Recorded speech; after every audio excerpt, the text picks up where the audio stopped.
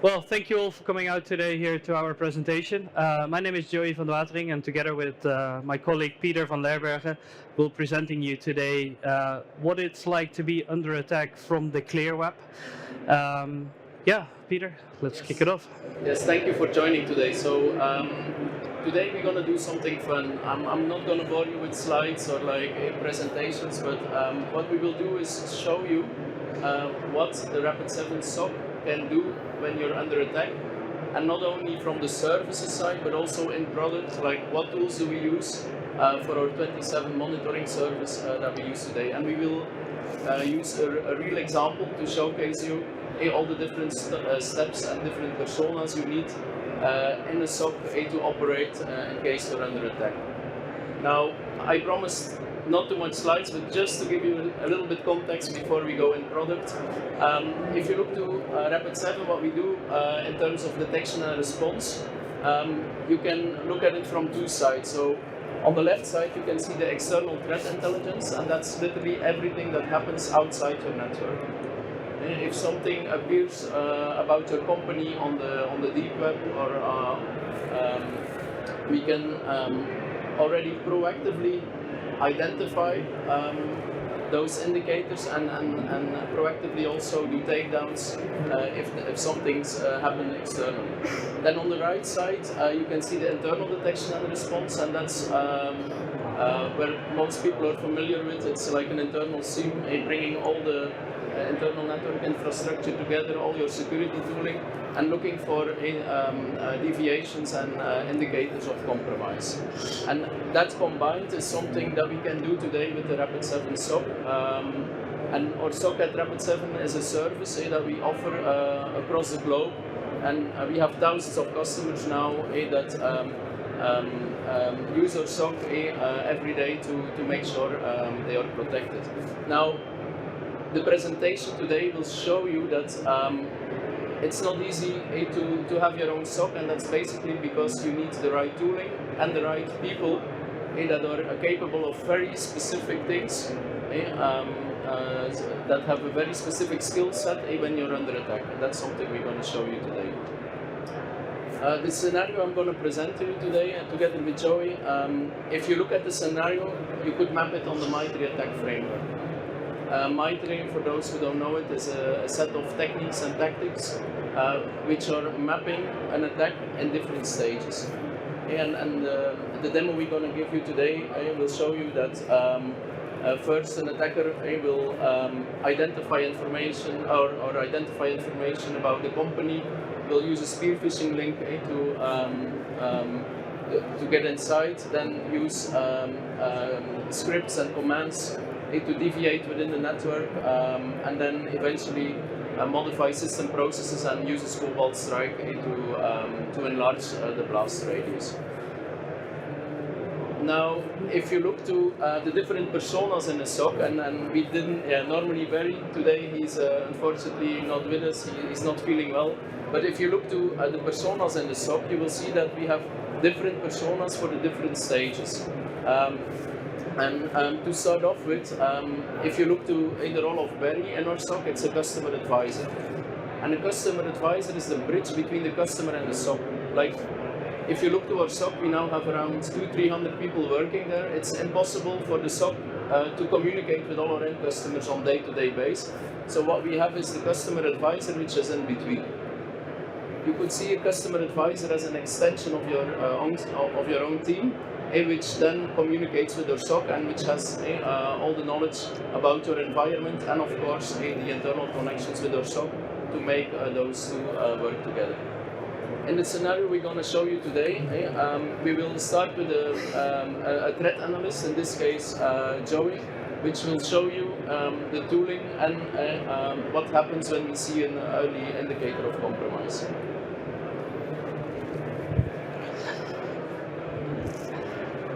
All right, so with the Rapid7 managed service offering, we use our own technology in our managed service offering. So that means as a customer, you can buy this technology, use it yourself, but also we operate with our own technology under the idea of eat your own dog food. With the Managed Digital Risk Protection platform as an extension of our Managed SOC offering, what we can do is we can monitor the clear web and the dark web for you based on assets you provide to us. When we think of assets in this way, we think of domains, external IP addresses, maybe VIP names, as well as certificates, for example. Now, using a combination of sophisticated algorithms and analysts working day in, day out with all the findings that we collect using the MDRP platform, we're then able to provide you insights into what is happening concerning the assets that we see belonging to you as an organization on both the clear and the dark web. To give you an idea of how that works, this is the underlying platform. It's called Threat Command, Rapid7 Threat Command. And as you can already see from this screen, we split out all the findings that we see on the clear web and all the findings that we see on the dark web.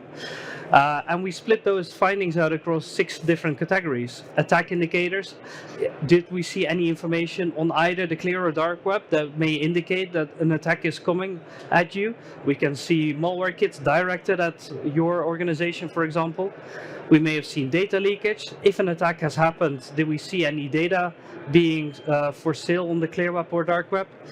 Phishing, do we see any phishing attempts, so typo squatting domains? Sometimes we see Cyrillic letters being in use instead of the actual letters, and that's very difficult for us humans to distinguish when we get that email. Maybe someone is abusing your brand. Maybe we see a fake page with actual images of your organization, but displaying wrong information around your brand or your organization. Furthermore, we have VIP data, so if your CEO, CFO is on LinkedIn, Facebook, whatever, and we see a profile pretending to be the CEO, then we can also take that down. And furthermore, we have exploitable data, which means that we have seen indicators of data being out there that can be leveraged in order to exploit your organization. So these may also indicate malware kits.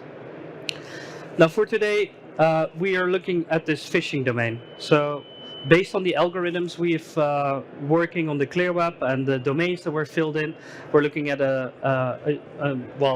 demo case for BMW. We've seen the phishing domain bmw4.com. And when we look at bmw4.com, we see a username and a password page on this web page indicating that someone is trying to pretend to be an actual BMW login page for a dealer. Because Threat Command is both a product and a service, what we allow you to do when we find something like this is to communicate with our analysts. So first of all, that analyst, before entering this information into the platform, is going to write a description. What have we found? Why is this even relevant? And what is the certainty level that this is actually malicious content? Based on the information we have gathered, so the intelligence around this domain BMW4, we believe it may be linked to the Cobalt group in this case. And based on this, I as an analyst don't trust this, and I'm going to put this forward into our Seaman XDR solution as an alert. So our SOC analysts can then further analyze if we see malicious activity regarding this domain in the actual infrastructure of the organization. And this is where Pieter comes in.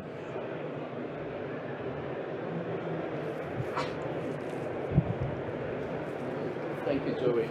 So, if you look in the role of SOC analyst, which I will play now, we mainly use a SIM solution, which we offer as a product, but also as a managed service at Rapid7 to gather all the logs and do detection. So, on the left side, you can see the digital footprint of the customer. We look at endpoints, cloud, networking, and have all different components to gather that information. We have an agent running on the endpoints of the customer. We have a network sensor, and of course, your existing security solutions, firewalls, EDR solutions, etc. We combine all that information into our platform, to the Threat Engine XDR platform. Besides gathering all that data, which I will show you in a second, we're also going to add our own threat intelligence to it. And that's not only third-party threat intelligence. Rapid7 also does a lot of threat intel themselves. Who of you know Metasploit?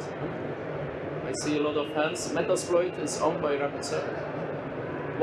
it's of course open source, you can just freely use it, but a big advantage of Metasploit is that we have the attacker's mindset. We know how difficult it is to use certain exploits, and we learn from that community and then embed it into our products. On top we have other solutions like Velociraptor, which Joey will showcase in a second. It's a digital forensics tool. We also scan the public internet and then many more things to gather that threat intel. And then eventually everything comes in this IDR platform where the SOC analyst can do the investigation. That's something I will show you right now. So if we go to inside IDR, here is where all the data comes together. Now, how does the data enter the platform? That's pretty straightforward. Like in our data collection, you can add event sources. And since we already have this solution for over 10 years in the market, this SaaS solution, we have many of the vendors already pre-configured, and it's just a matter of plug and play to fetch your data and contextualize it. So let's say I won't pick, I don't have favorites, but the first thing that comes to mind is, let's say you want to connect your Fortinet environment. We don't have explicit partnerships or anything, it's just a normal guess, but like if you would like to connect your Fortinet, it's a matter of selecting the connection method. Most of the time, we just forward syslog events from the Fortinet to the platform, and then from there we're gonna make key value pairs, contextualize everything, and also be able to do detections. And just like this, we have hundreds of predefined parsers in the platform. On top, when you have your own applications or applications that are not in here, you can also ingest data raw. So anything that produces logs, and then put your own parsers on top and do your own contextualization. Now, the next step is that all this data will enter the platform, and on this data you then can easily start searching and grouping. Let's say, for example, let's see the DNS logs. Currently we have 8 DNS servers connected. They all produce logs and they all enter the platform. If you want to do a simple investigation, and let's say I want to see for the past 20 minutes, I want to see which source addresses queried my DNS server. In a couple seconds you can like drill down and start searching for information. Now, this is not the main reason that customers and me as a SOC analyst today would choose for inside IDR, but the real power of the product is in terms of detection rules.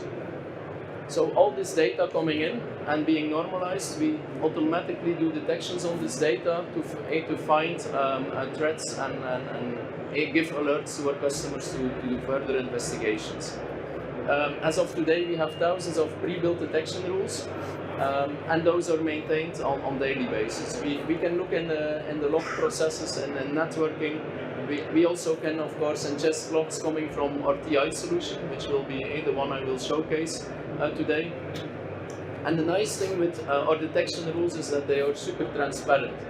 So whenever you open a detection rule, we also are going to show you the complete rule logic and tell you how we do a detection. You can see that on the bottom of the screen, and this is really important. It's not like a black box. You enter anything and you hope of a good outcome. We give you full transparency and also possibilities to create exceptions and modifications based on those detection rules. Now, again, sometimes a customer can have custom rules, like if you have very specific detections you want to build, it's also possible through the platform in the form of a wizard. Now, for today's use case, we saw that Joey just saw a phishing domain. If our SOC analyst needs to dig further, he will find that investigation in the tool and can start an investigation from there. So let me go back a little bit in time, because it's a little bit an older log, and let me filter down on the ones that are assigned to me. So here on the top now I can see the investigation for the phishing domain, and when I open this investigation, you will see that inside IDR will create a complete timeline with everything that happened before and after the alert. So it's already doing a lot of work that normally needs to be manually done in other solutions. If we look to the alert itself and we zoom in into the alert details, you can exactly see what the threat intelligence solution found and all the specific details around it. So in this case, we saw a BMW4.com domain being triggered, which indicates a phishing domain. From here, we can again look like where does that sit on the MITRE ATT&ck framework. Very relevant for some people, and also see in the audit log like how many times it's been touched, etc. Not only do we see this alert, from here we can also start pulling extra information around that asset to enrich this incident with more information. Let me show you how that works. On the right side, I can see that this asset, which is a Windows machine, is related to that incident. Now, what we could do from here is real-time query this endpoint and ask all kind of questions to that endpoint, like show me your DNS cache, which users are on this machine. All this relevant data might be interesting to further do the investigation. And of course, there is a whole triaging system. So in this case, I think we need to dig deeper, and I can, for example, move this into a critical stage and ask, in this case, that a digital forensics analyst go dig deeper into that system to figure out what's really going on.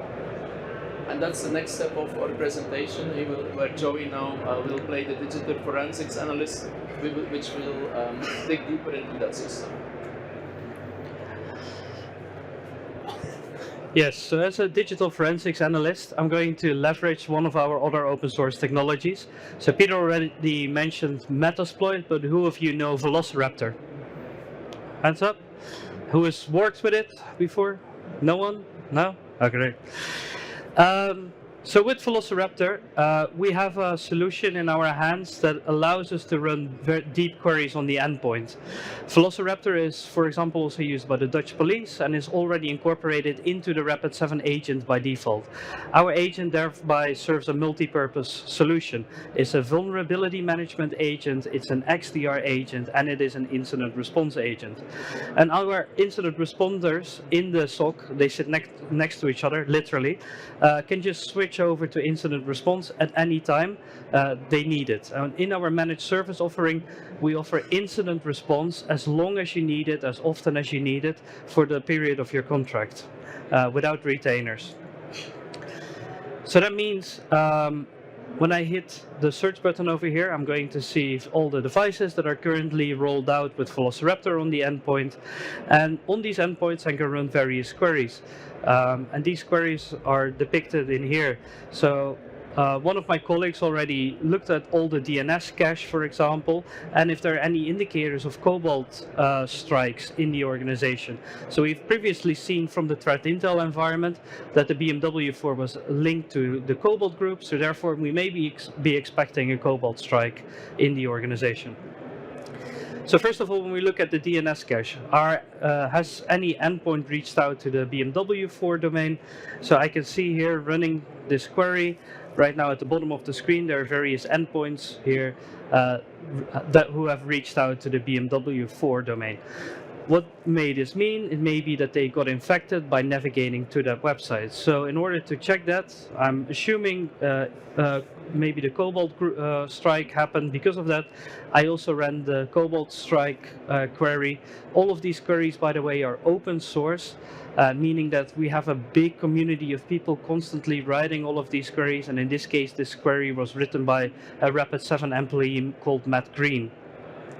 Now what we can see over here is that indeed we see on the endpoint that we've previously seen before inside IDR that it has reached out to the BMW4 domain, and we see command and control activity to servers linked to the Cobalt group. So this may indicate that we actually need to take action, and we can run this query across the entire ecosystem of devices that are rolled out to see how widespread this information is, but for now we're just going to focus on the device that we've already seen. So right now I'll hand it back over to Pieter, our SOC team member, who is going to take action based on the EDR agents that are already installed. Yes, thank you, Joey. And something really powerful also with Velociraptor is that you can query your environment with 50,000 assets at the same time, and in a matter of seconds you will get results. So you should see it like when your house is on fire and you want to be able to determine like where did the fire start and distinguish it, right? If you don't have the tooling in place, and when you're under attack, and then you still need to start deploying agents, etc., you lose so many valuable hours with potentially a lot of data loss and cost. All our customers today at our SOC, they already have Velociraptor pre-deployed, and on top, what you see here, and that was just a small example, but when you need to write a very specific query to find something related to the threat, then it's important you have the right people that know. If you only use that once a year, it will take you a lot of time to find that query, and that's something we of course can help you with all the digital forensics people we have at Rapid7. And like Joey indicated, now we go into the next stage, which is the mitigation phase. Now, as fast as possible, we need to contain that asset and take action. There are several ways of how we can take action. When it is within business hours, or our customer advisor will now call our end customer and say like, hey, we noticed there's something going on with this machine. I think we need to take action. Do you agree? And take action. Now, when it happens Christmas evening, weekends, or other times where there is nobody available to reach out to, we have something called active response, where we put a contract in place with the customer where they give us approval on certain assets and certain circumstances to take actions on their behalf. So then you don't need to interact, and we will take action for you. So by the time you get back, of course, you will get the report and the results, but we got your back during those time frames. Now, there are several ways of how we can take action.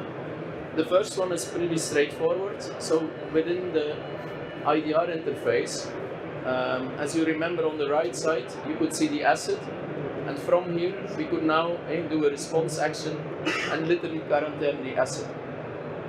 What it will do is it will create a firewall rule on that asset, and the asset will only be able to communicate to our inside platform, so no lateral damage can be done anymore, and we can mitigate the asset and then unquarantain it, or in most cases reinstall the whole system after the incident. But that's only in the network. We also have another option which Joey will showcase you, and that's on the external side. We can also take actions. So now that we've contained the risk in our own environment, we also would like to take away the risk in the public domain. So in order to do that, I can move back to the threat command solution. In the threat command solution, at the bottom of the screen, you can see two buttons. They are almost invisible though. Ask the analyst on the left, and then here on the right we have remediate. So threat command, as I mentioned before, is not only a product, it's also a service. That means you have 24/7 access to our analysts to communicate your concerns. If you have any questions around a certain finding, you can ask them. What does it mean for me if I have a typo squatting domain? How likely is it that this typo squatting domain is going to be weaponized against me? And so will it actually matter for me to take action on this domain? After you consult with the analyst, then you can go over into remediation. Now, Rapid7 has really good relationships with a lot of these domain providers, so that means that typically within 3 to 5 days, with about a 85 to 90% success rate, we're able to take down these domains. We work based on a credit system, so here we have 0 out of 3 takedown requests used, so we can still use 3 of those takedown requests. If you need any more, you can always purchase additional takedown requests.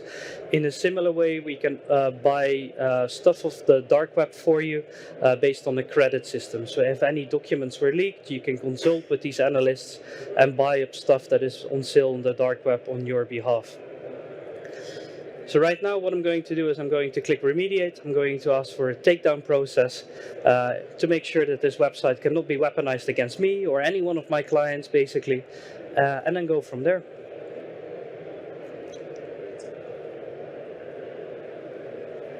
Yeah. Well, yeah. Yes. So if we now look back at the flow and the different personas you need in the SOC, what you saw today is, first of all, our threat analysts, threat intel analysts, they are a special breed. Like in our team, we have people speaking Russian, Chinese. They go into those dark webs every day. They are part of those communities, and they have the specialty in finding early indicators of attacks and know how to mitigate them.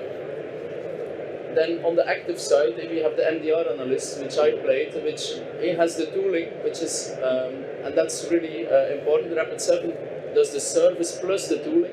We see many MDR providers that are using third-party tooling, so they cannot influence that tooling. They just have to consume it and put their service on top. That's a different situation where we own the tooling, and the people that manage the tools, they can do all kinds of analytics. And when we actually see a breach, we can then move further to our incident responder, which then also has their own Rapid7 tooling, Velociraptor, to dig deeper. And then at the last phase, you could see in this scenario, we have 2 ways of tackling the problem. And on the front end, where the fake domain, the phishing domain was launched, or within a network, we could isolate an asset and make sure it doesn't spread. And here it doesn't stop. At the end of a cycle, and we do many cycles of those every day for all our thousands of MDR customers, at the end of such a cycle, we also write a complete incident report for our customer, which then can be securely downloaded through our customer portal, which shows you everything that happened, gives you all the evidence, and it also can be used if necessary for example, insurances or legal purposes afterwards. And then we conclude the incident and we go on to the next one. And that's, with this presentation, I hope you got a little insight of how our SOC works, and hopefully you also see that you really need specialized people with specialized tooling to protect you day to day from all the modern attacks out there. I think we have time for some questions, maybe. If, 2 minutes.